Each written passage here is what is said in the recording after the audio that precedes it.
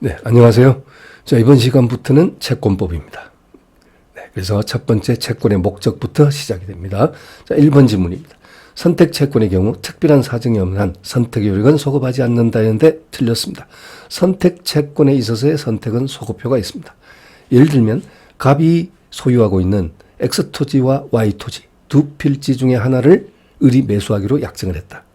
자, 그렇다면 을은 선택 채권을 가지고 있다 이렇게 볼 수 있죠. 그런데 그렇게 약정된 날로부터 일주일 뒤 을이 X 토지를 매수하기로 선택권을 행사했다라고 하자고요. 그러면 어떻게 되냐면요.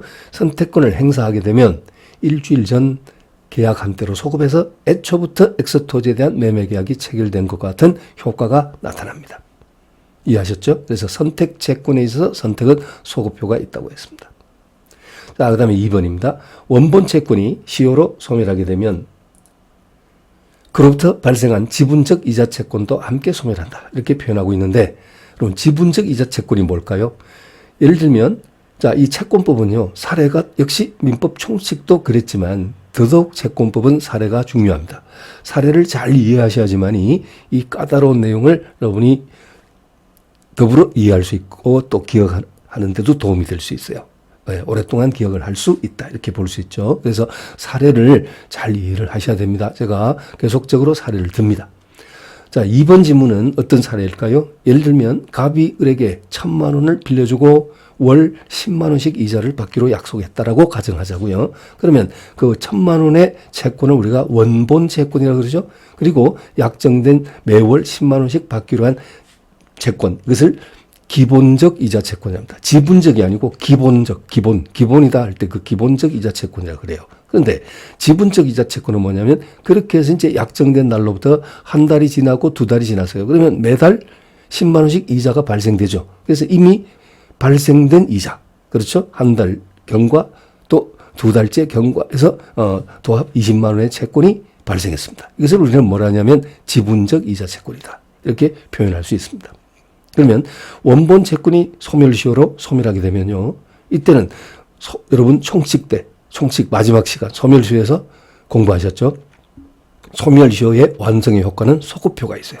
그럼 처음부터 채권 재무가 없었던 것 같은 이런 효과가 나타나는데 마찬가지로 이미 발생된 지분적 이자 채권도 원본 채권이 소멸시효에 걸려서 소멸하면 부종성에 따라서 운명을 같이 한다는 부종성에 입각해서 지분적 이자 채권도 따라서 소멸하게 되는 겁니다. 그래서 옳은 표현입니다. 자, 3번 질문입니다. 금전으로 가액을 산정할 수 없는 것이라도 채권의 목적으로 할 수 있다. 자, 어떤 사례일까요? 이게 무슨 뜻일까요? 가끔 지문에 나오기도 합니다. 이 3번 지문이 각종 시험에서. 그런데요, 이것이 뭐냐면 예를 들어서 갑이라는 사람이 자, 우리 그 대학 입시 수능 철이 이제 곧 다가오고 있습니다. 자, 그래서 자신의 아들이 또는 딸이 자녀가 뭐 좋은 대학에 진학할 수 있게끔 해달라. 그래서 유명한 절에 가서 어떤 스님에게 연불공양을 약속받았다. 약정을 했다라고 하자고요. 그런데 그 연불공양이라는 것은 이것은 금전으로 가액을 환산할 수 없는 채권입니다. 이해하셨죠? 그래서 물론 그 대가로 뭐 얼마를 지급을 한다 이런 약속을 할 수 있지만 그래서 1,000배 부처님에게 뭐 1,000배를 약속을 받았다. 그 스님으로부터 이렇게 한다면 그 1배당 얼마 이렇게 따질 수가 없는 거예요. 여러분 이해하셨죠? 그래서 금전으로 연불공양을 약속을 했을 때 갑과 을 사이에서 바로 그 연불공양이라는 것은 도대체 금전으로 가액을 산정할 수 없는 것입니다. 그래서 이런 것이라 하더라도 채권의 목적이 될 수 있다. 이해하셨죠? 채권의 목적이 뭐예요? 기대하는 목적. 이것이 뭐냐? 연불공양이다. 이렇게 여러분 이해하시면 될 것 같습니다. 자, 그 다음에, 자, 물론 그런 사례가 시험으로 나오지는 않습니다. 그러나 이 지문 자체를 이해하기 위해서는 뭐, 그러한 사례를 들 수밖에 없네요. 그 다음에 여러분 4번 보시면요. 협의의 무권대리에서 공부했던 내용이죠. 협의의 무권대리에서 상대방이 그의 선택에 따라 이 상대방은 무권대리인과 거래한 상대방, 그 상대방이 선택권을 행사할 수 있죠. 무엇을? 이행청구권 또는 손해배상 청구권을 행사할 수 있다. 그렇죠? 그래서 그 선택에 따라 행사할 수 있는 계약의 이행 또는 손해배상 청구는 선택권을 행사할 수 있는 때로부터 소멸시효가 진행한다. 네, 옳은 표현이죠. 선택권을 행사할 수 있는 때로부터 소멸시효가 진행된다고 했습니다. 자, 이게 잘못 나오면 어떻게 나왔어요? 선택권을 행사한 때로부터 소멸시효가 진행된다. 이렇게 나왔었죠. 소멸시효에서 이 지문 여러분 보셨어요? 선택권을 행사한 때가 아니라 행사할 수 있는 때. 그럼 행사할 수 있는 때라는 것은 어느 때를 얘기하는 거예요? 본인의 추인이 없고 상대방도 스스로 물러서는 철회를 하지 않고 있을 때. 그렇죠? 물론 무권 대리인이 대리권을 증명할 수도 없고. 그래서 이런 요건들이 충족됐을 때를 얘기하는 겁니다. 그 다음에 5번입니다. 종료 채권의 경우. 근데 종료 채권이 뭐예요? 예를 들면 여러분이 동네에 있는 마트에다가 전화를 해서 쌀 한 가마를 10kg짜리 한 포대를 배달해 주세요라고 주문을 했단 말이에요. 근데 그 동네 마트에는 쌀이 무려 50포가 있어요. 창고에. 자, 그러면 이것은 이런 채권을 종료 채권이랍니다. 그렇죠? 뭐 예를 들면 마트에 역시 뭐 카스 맥주 한 박스 배달 부탁합니다라고 이제 주문을 했을 때 역시 그 맥주는 그 동종의 맥주는 그 마트 창고 안에 역시 뭐 100박스 정도 있다. 그럴 수 있겠죠. 그래서 특정이 되지 않은 채권, 이걸 우리가 종료 채권이랍니다. 근데 이 종료 채권이 특정물 채권으로 바뀌는 경우가 있어요. 무슨 소리입니까? 방금 주문한 그 쌀을 마트에 배달 사원이 주로 배달할 때 뭐 이렇게 오토바이 이렇게 할 수도 있지만 다마스라는 그 조그만 차 있잖아요. 거기다가 적재를 딱 했어요. 창고에서 꺼내서 한 가마를 적재를 딱 하면 실으면 그 순간 뭐가 되느냐면 특정이 된다 그래요. 특정된다. 그래서 종료 채권의 경우 목적물이 특정된 때부터 특정된 물건이 채권의 목적물이 된다. 이 소리는 어렵게 표현하고 있는데 종료 채권이라더라도 특정이 되면 그때부터 특정물 채권으로 바뀐다. 이 뜻입니다. 여러분 이해하셨죠? 그 다음에 6번입니다. 특정물 매매계약. 자, 이건 뭘까? 뭐 사례가 너무 많지만 예를 들면 중고차 시장에 가서 어떤 매장에 가서 어떤 중고차 하나를 매수하기로 계약을 했다. 그럼 이건 특정물이에요. 그렇죠. 신차 만약에 현대자동차와 대리점에 가서 어떤 그 고객이 뭐 신차 뭐 그랜저 뭐 승용차 매수하기로 계약했다. 그럼 그건 특정물 아닙니다. 왜냐하면 계약 당시에는 아직 차가 만들어지지도 않았을 수도 있어요. 뭐 인기 있는 자동차는 계약을 하고 뭐 6개월도 기다리고 그렇지 않습니까, 여러분? 계약을 했다 하더라도 아직 뼈대도 만들어지지 않은 상태일 수도 있단 말이에요. 설사 자동차가 만들어져 있다 하더라도 신차는 뭐 100대가 지금 현장에 자동차 회사의 그 현지 공장에 100대가 있을 수도 있고, 그렇죠? 그럴 수 있습니다. 그러니까 이것은 특정물이 아니에요. 일종의 종료 채권이라고 말할 수도 있습니다. 그런데 중고차를 매매 계약을 했다면 이것은 처음부터 특정물에 대한 매매 계약입니다. 그렇죠? 특정돼 있잖아요, 지금. 매장에 주차장에 있죠. 그래서 이 특정물 매매 계약을 체결했을 때 매도인은 그 목적물을 매수인에게 인도할 때까지 선량한 관리자의 주의 의무, 그러니까 줄여서 선관 주의 의무라고 하죠. 그래서 선량한 관리자의 주의 의무로 그 물건을 보존해야 됩니다. 이미 계약이 이루어졌다 해서 매도인이 중고차 그 매장의 매도인이 그 자동차를 그냥 방치를 한다든지 신경 쓰지 않고 말입니다. 이렇게 해서는 안 된다 그러죠. 그러니까 매수인에게 그 자동차를 인도해 줄 때까지는 선량한 관리자의 주의 의무로 물건을 보존해야 됩니다. 네, 그렇습니다. 자, 이렇게 볼 수 있겠고요. 자, 그 다음에 지금 여러분이 채권법은 119페이지부터 시작이었습니다. 그렇죠? 그래서 교재 페이지는 119페이지. 자, 알고 계시죠? 자, 다음 내용 보도록 합니다. 7번입니다. 금전 채무에 관해서 이행지체에 대비한 지연 손해금 비율을 따로 약정했다. 그러니까 돈 빌리고 언제까지 갚겠다 약속을 했는데 만약에 그 기한 내 변제하지 못하면 지연이자가 발생하죠. 그렇죠? 지연이자. 그럼 그 지연이자의 비율, 이걸 지연손해금 비율이라고 표현했습니다. 지연이자는요, 이자라는 명칭이 붙어 있어도 이것은 일종의 손해배상금의 성격입니다. 이자가 아닙니다. 순수한 이자의 개념이 아니라고요. 그래서 일단 돈을 빌리고 언제까지 변제하겠다 약속했는데 그때까지 변제하지 못함으로 인해서 발생되는 지연이자, 그 비율, 을 따로 약정했다면 이것을 우리가 이제 지연이자에 대한 약정 이율이 되겠죠. 이것은 일종의 손해배상액의 예정이다. 옳은 표현입니다. 얼마간의 손해를 배상해 주겠다고 미리 약속한 것을 우리가 손해배상액의 예정이라고 그러죠. 그렇죠. 이것이 지나치게 과다하면 적당히 감액할 수 있어요. 다툼이 벌어지면 법원이 감액을 할 수도 있습니다. 자, 그 다음에 8번입니다. 종류 채권이 특정되면, 그렇죠. 아까 제가 그렇게 예를 들었죠. 쌀 한 가마 한 포대를 창고에서 꺼내서 차에다가 배달하는 담아서 탁 실었을 때 이때가 어떻게 된다? 특정됐다 그랬잖아. 그죠? 처음에는 종류물이었다가 특정물로 바뀐다 그랬는데 종류 채권이 특정되면 그 채권은 특정물 채권으로 전환되고 이미 설명드린 거. 특별한 사정을 한 채무자는 역시 성관용, 선량괄제주의로 보존해야 한다. 인도할 때까지. 그럼 틀림없죠? 이상 없습니다. 자, 그 다음에 9번입니다. 종류 채권에서 지정권자로 된 채무자가 이행기가 지나도 이행할 물건을 지정하지 않았을 때. 그래서 종료 채권은 똑같은 물건이 많단 말이에요. 그러니까 그 중에 어떤 물건인지 지정이 돼야 됩니다. 특정이 돼야 되는데 그걸 특정하기로 한 자, 이게 지정권자인데 채무자가 지정권자로 약속이 됐다. 채무자가 이행기가 지나도 이행할 물건을 지정하지 않았을 때, 이때는 특정하지 않았을 때는 채권자가 상당 기간을 정하여 최고에서나 채무자가 이행할 물건을 지정하지 않으면 지정권은 채무자에서 채권자로 이전한다. 지정권이 채무자에서 채권자로 이전한다. 이 내용입니다. 자, 옳은 표현이고요. 자, 그 다음에 여러분, 해설이 나와 있고요. 자, 계속 해설이 아니고, 이제 핵심 정리죠. 핵심 정리 나와 있습니다. 잘 읽어주시기 바랍니다. 자, 그 다음에 여러분, 문제 또 하나 보시겠습니다. 교재로는 121페이지가 됩니다. 자, 갑은 자신이 사용하던 노트북 XY 중에 하나를 을에게 팔기로 하였고, 여러분, 여기까지 보시면 무슨 채권이요? 선택 채권입니다.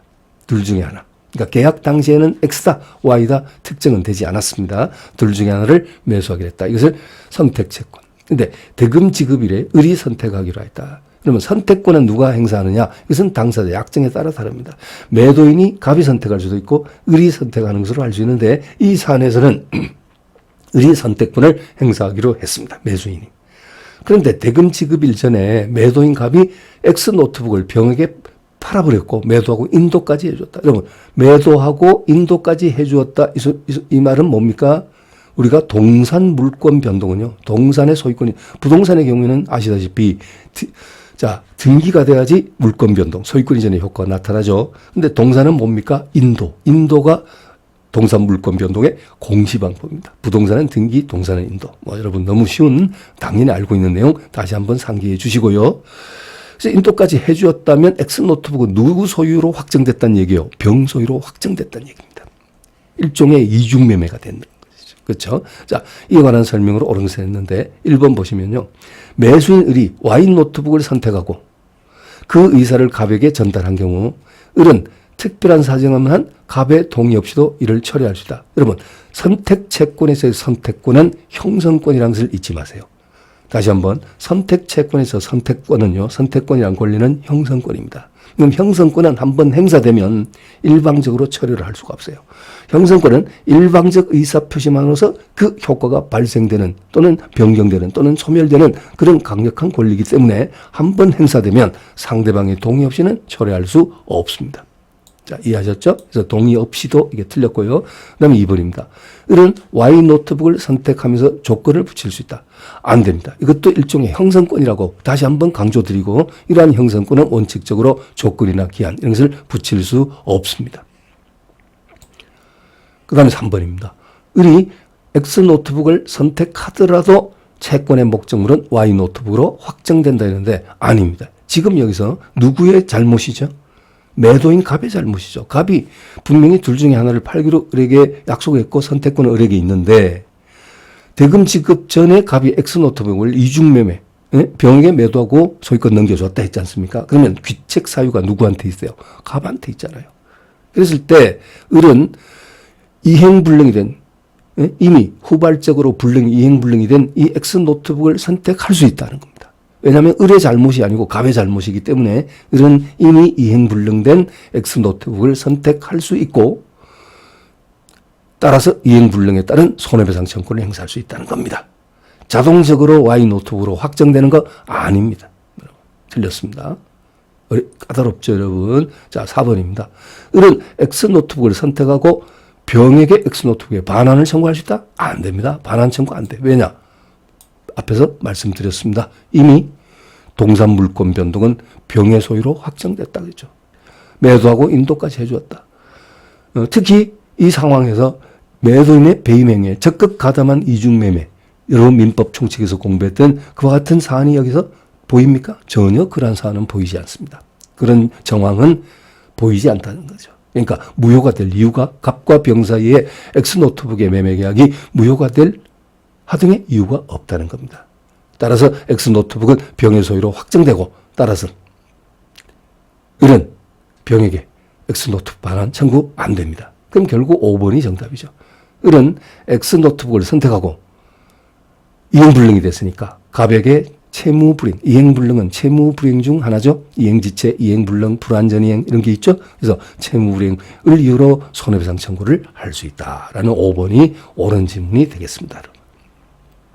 자, 그래서 이것에 대해서는 그림을 한번 확인하고 가시죠. 여러분, 여기.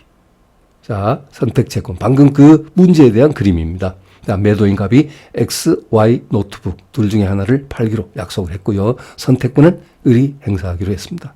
근데 그 이후 약속을 깨트리고 갑이 X 노트북을 병에게 팔고 인도를 해줬다. 이게 매도하고 인도를 했다. 이렇게 돼 있죠.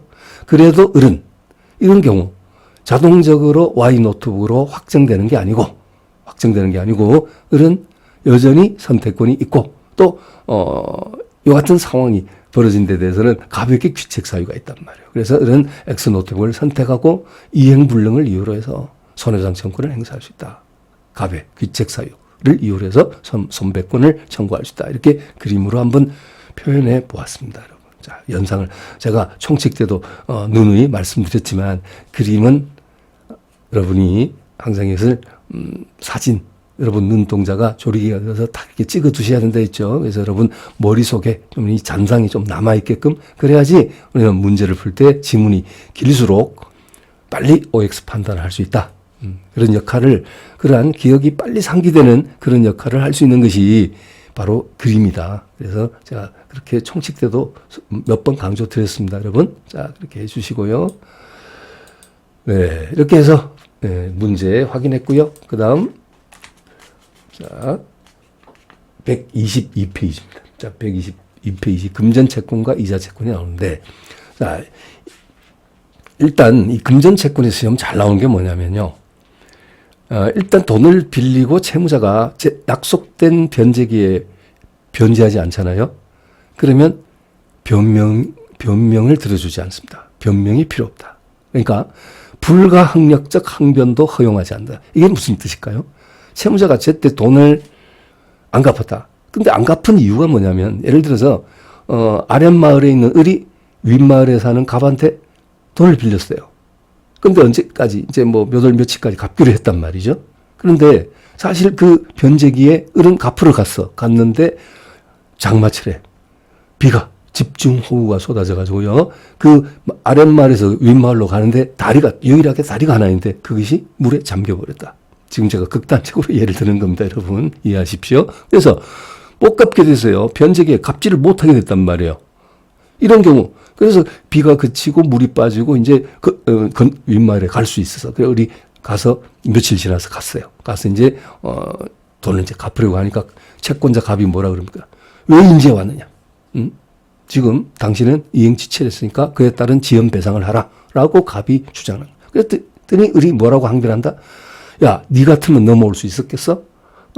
다리가 물에 잠겨는데 어떻게 넘어가냐고. 라고 항변하죠. 근데 우리 민법은 그러한 항변도 들어주지 않는다는 겁니다. 당연히 지연이자를 배상해야 된다는 거예요. 네? 제 말 이해하셨죠? 그래서 불가항력적 항변도 허용하지 않는다. 그래서 금전 채무의 채무자의 그 책임은요, 과실 책임이 아니고 무과실 책임이에요.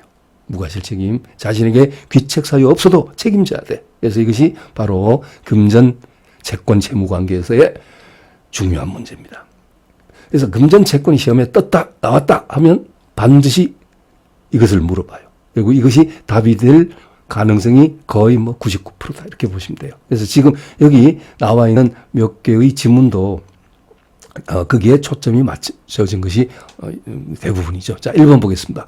금전 채무 불이행의 손해배상에 관하여 채권자는 손해 증명을 요하지 않는다. 채권자는 네가 제때 안 갚아서 내가 얼마의 손해가 생겼다. 이걸 증명할 필요가 없어요. 일반적인 채권 채무 관계에서는요. 채권 채무 관계에서는 채권자가 네가 이행하지 않아서 나한테 손해가 생겼고 또 그 손해가 얼마다라는 증명을 해야 돼. 채권자가. 근데 금전 채권 채무 관계에서는요. 채권자는 손해 증명을 필요로 하지 않는다. 그래서 방금 전에 제가 뭐라 그랬죠? 무과실 책임이라 했죠. 그렇죠? 채무자의 그 책임은 무과실 책임이다 라고 했습니다. 그 다음에 2번입니다. 금전 채무 불이행 책임의 경우 그 손해에 대한 채권자 증명이 필요하다. 1번과 같은 질문이죠. 틀렸죠. 증명이 필요하지 않다 했고요. 3번 금전 채무 불이행의 손해배상에 관하여 채무자는 과실 없음을 항변하지 못한다. 제가 방금 불가항력적 항변도 허용하지 않는다 해서요. 옳은 질문이죠.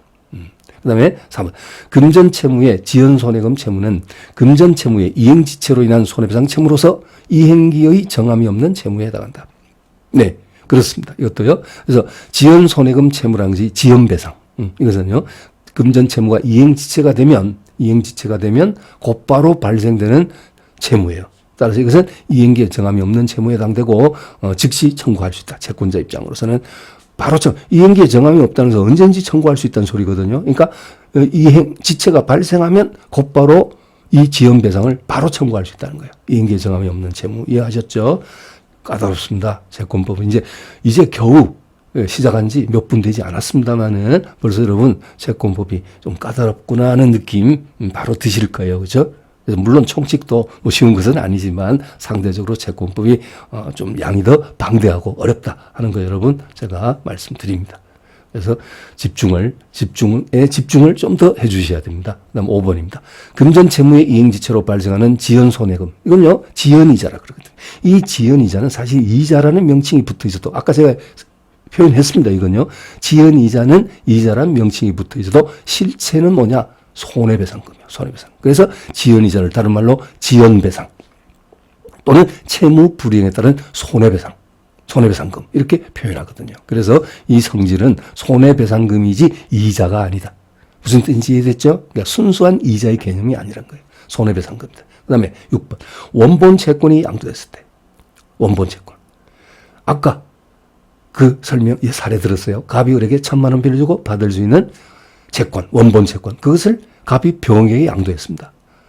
그랬다 하더라도 이미 변제기에 도달한 이자 채권, 이걸 뭐라 그랬죠, 여러분? 이미 변제기에 도달한 이자 채권을 무슨 채권이라고 그랬죠? 지분적 이자 채권이었어요. 그래서 이것은 당연히 따라서 양도되지는 않습니다. 따라서 원본 채권 양도 당시 그 이자 채권도 양도한다는 의사표시가 없어도 당연히 양도된다. 틀렸어요. 당연히 양도되는 것은 아닙니다. 이미 발생된 이자 채권, 즉 지분적 이자 채권까지 당연히 넘어가는 것은 아닙니다. 이해하셨죠? 약정이 있어야 돼요. 자, 그 다음에 이미 발생된 지분적 이자 채권 뭐 20만 원이든 석 달 지나서 30만 원 생긴 것은요. 그대로 채권자 갑에게 남아있다는 거죠. 아무리 갑이 병에게 원본 채권을 양도하더라도. 그렇죠? 그 다음에 7번입니다. 여러분 상식적으로 생각해 보십시오. 임대인 갑이 있고요. 임차인 을이 있어요. 그래서 매달 월세를 100만 원씩 받기로 했다. 그런데 그로부터 석 달 뒤 갑이 그 집을 병에게 팝니다. 집주인이 집을 팔았어요. 그래서 임차인을 안고 살게 된 거예요. 을이 건물의 매수인이 예를 들어서 그러면 이미 지나간 3개월 동안의 이 차임은 누구 거예요? 종전 집주인 거 아니겠어요, 그죠? 그렇게 여러분이 이해를 하셔도 돼요. 네, 그다음에 7번입니다. 채권의 목적이 어느 종류의 통화로 지급할 것인 경우에 그 통화가 변제기에 강제 통용력을 잃었다. 이 말은 화폐로서의 가치가 없어졌다. 유통될 수 없는 통화로서 기능을 잃었다. 이걸 우리가 강제 통용력을 잃었다. 이렇게 표현하거든요. 그래서 어느 종류의 통화로 지급하기로 약속을 했는데 정작 그 통화가 변제기에 강제 통용력을 잃었을 때는 유통될 수 없는 통화일 때는 채무자는 다른 통화로 변제한다는 너무나 당연한 표현이죠. 이런 것은 여러분 사실 이건 그냥 상식선에서 그냥 정리가 되는 거죠. 그 다음에 8번입니다. 채권의 목적이 다른 나라 통화로 지급하기로, 달러로 지급하기로 했다. 돈 빌리고 달러로 갚기로 했다. 채무자는 그 국가에 강제 통용력 있는 각종 통화로 변제할 수 있다. 그렇죠? $10,000를 지급하기로 했는데, 그때는 100달러짜리 지폐로 할 수도 있고, 그렇죠? 그래서 각종 통용력 있는 각종 통화로 뭐 $1,000 지폐가 있다면 그것으로 뭐 10장으로 갚을 수도 있고 $100로 100장으로 갚을 수 있고 이 얘기입니다, 여러분. 네. 자, 그다음에 그건요. 우리나라의 통화로 변제하기로 한 경우도 마찬가지입니다. 갑이 을로부터 뭐 1억을 빌렸다. 그렇다면 갚을 때 어떻게 할 수 있어요? 5만 원짜리 지폐로 갚을 수도 있을 것이고, 그렇죠? 200장입니까? 그럼 1억 됩니까? 갚을 수도 있고, 아니면 뭐 그렇죠, 뭐 만 원짜리로 그냥 1,000장 해서 갚을 수도 있고, 그것은 약정하기 나름입니다. 여러분, 어떤 그 사용자가 사장이 근로자가 이제 임금이 체불됐어요. 그래가지고 계속 이 노동자가 계속 그 이제 사용자한테 계속 임금 달라. 이제 보채니까 이 사장이 어떻게 했다고요? 어느 날, 10원짜리 동전하고 100원짜리 동전으로 그냥 포대다가, 예? 체불된 임금을 포대다가 동전으로 그냥 꽉 채워가지고 이렇게 해서 가져가라. 이런 사례가 있었습니다. 실제 사건입니다, 여러분. 예. 물론, 그런 경우에도 이행은 한 것입니다. 분명히 그랬잖아요. 다른 통화로 변제할 수 있습니다. 예. 그렇지만, 당연히 이행한 것이지만, 양심적, 도덕적으로 봤을 때는 잘못한 행동이죠, 그죠? 그래서, 뭐 그런 경우, 있는 사례가 있었다는 것이고요. 그래서 여러분이 만약에 어떤 뭐 금전, 채권, 재무 이런 관계가 만약에 있다고 한다면,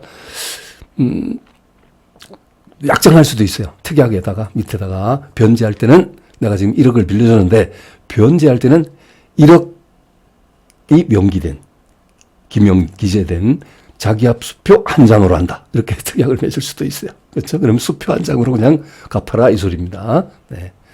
자, 이해했고요. 넘어갈게요. 자, 다음 내용으로 넘어가겠습니다. 여러분 교재 123페이지입니다. 자, 1번 주채무가 외화채무인 경우. 외화채무.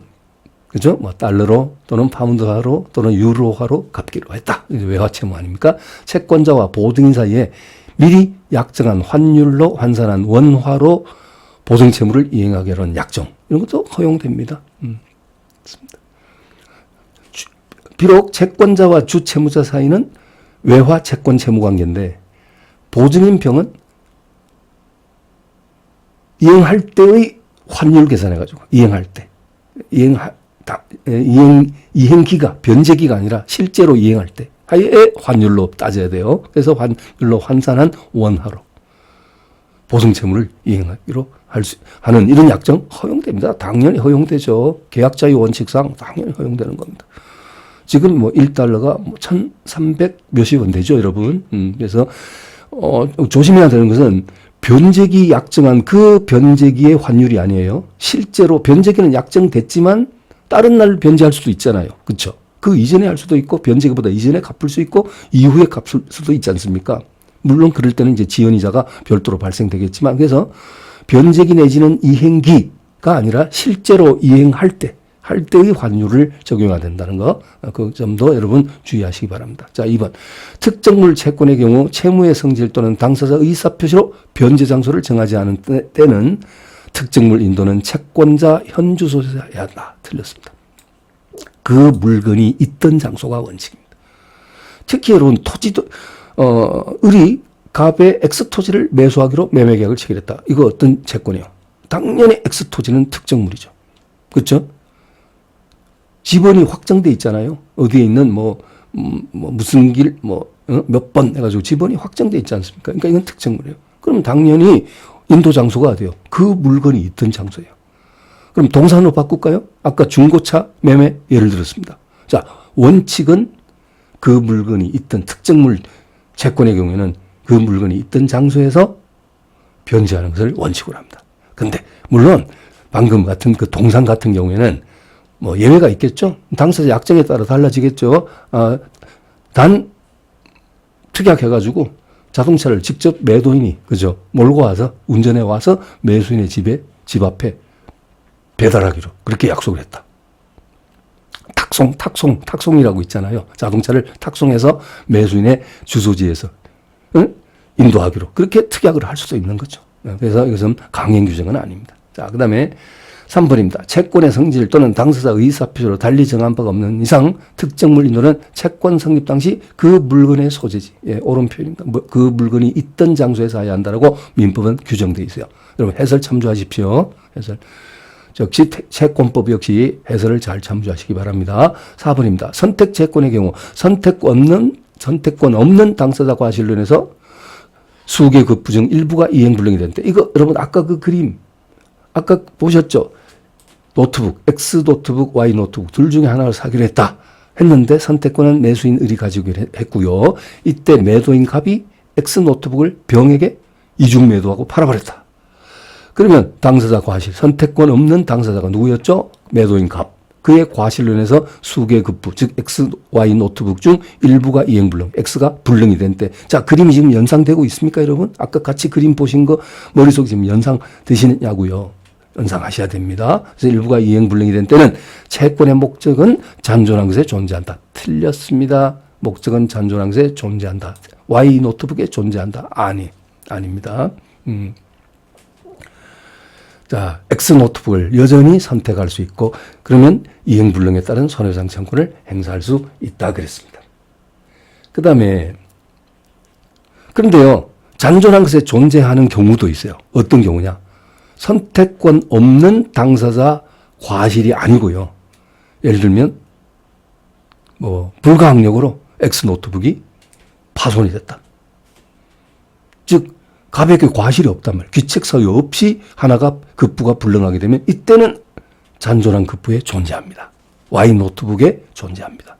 이해하셨죠? 그래서 선택권 없는 당사자 과실이 아닌 과실 없이 불가항력적 사유로 인해서 X 노트북이 파손됐다. 그렇다면 아니면 병이 몰래 침입해서 그냥 훔쳐가 버렸다. 이건 갑한테 귀책 사유 없지 않습니까? 이런 경우는 어쩔 수 없이 Y 노트북에 존재합니다.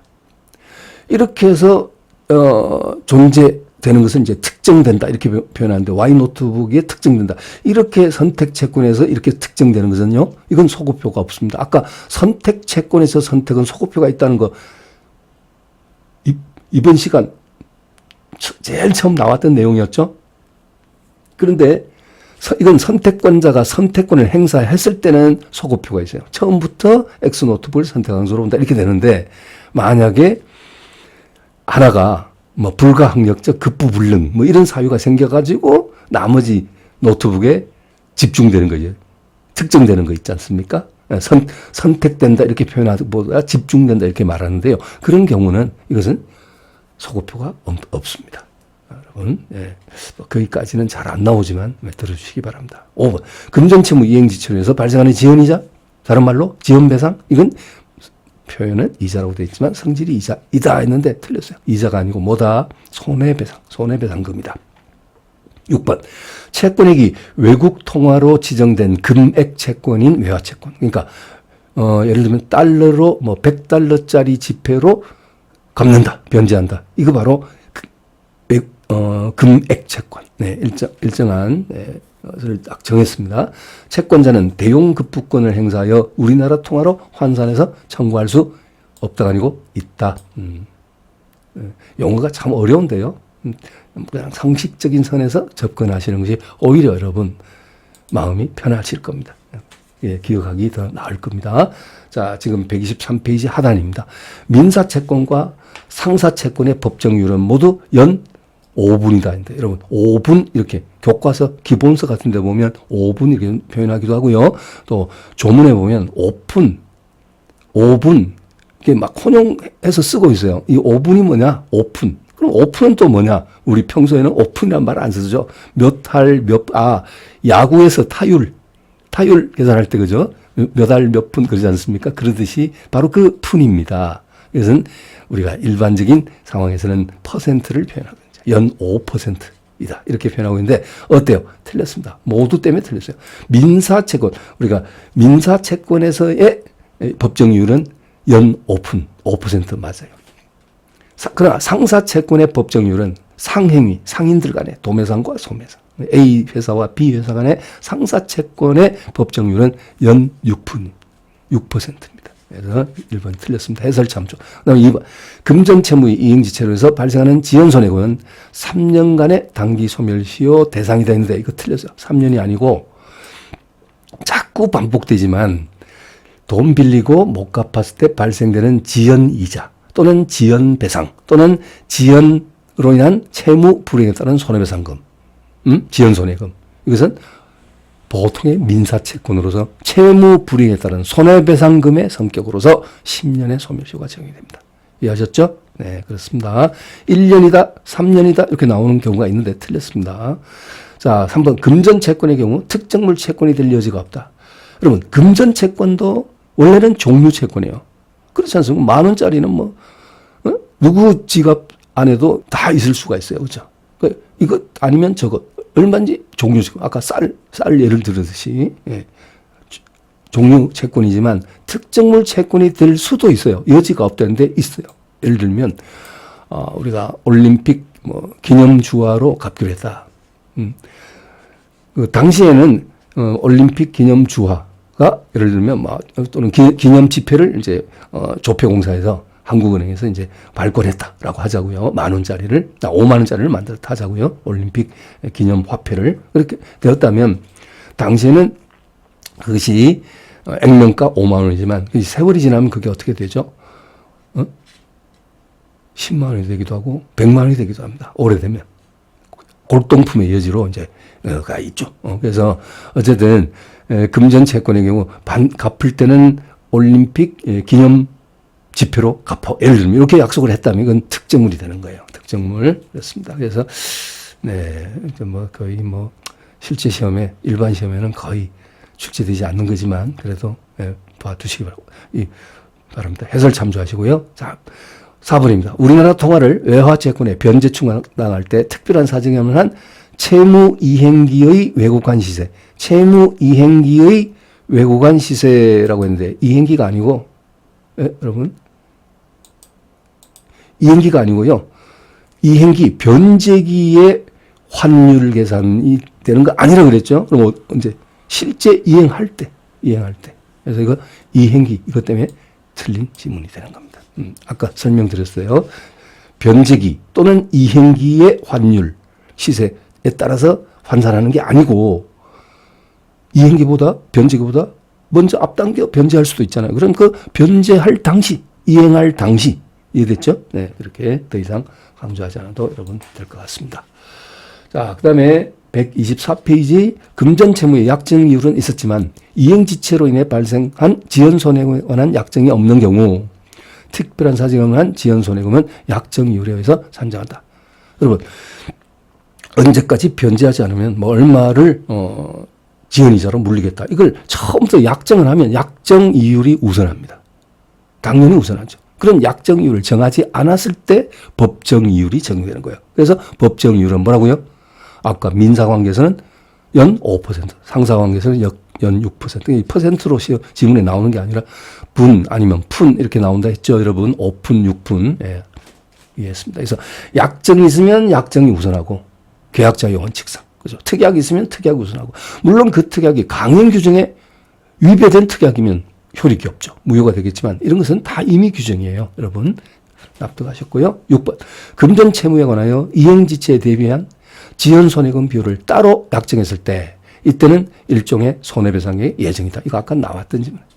손해가 생길 걸 대비해서 미리 약속한 금액. 이걸 뭐라 한다? 손해배상의 예정. 이것이 과도할 때는 만약 다툼이 생기면 이건 너무 지나치다. 실제 손해에 비해서 너무 미리 약속한 손해배상 예정이 너무 과다하다. 그러면 법원은 감액할 수도 있습니다. 해설에 판례가 나와 있으니까 여기 나와 있죠, 여러분. 이 해설 충분히 좀 읽어주시기 바랍니다. 자, 이렇게 해서 이번 시간은 채권의 목적 부분 설명드렸습니다. 다음 시간은 채무 불이행에 대해서 보도록 하겠습니다. 여러분 수고하셨습니다.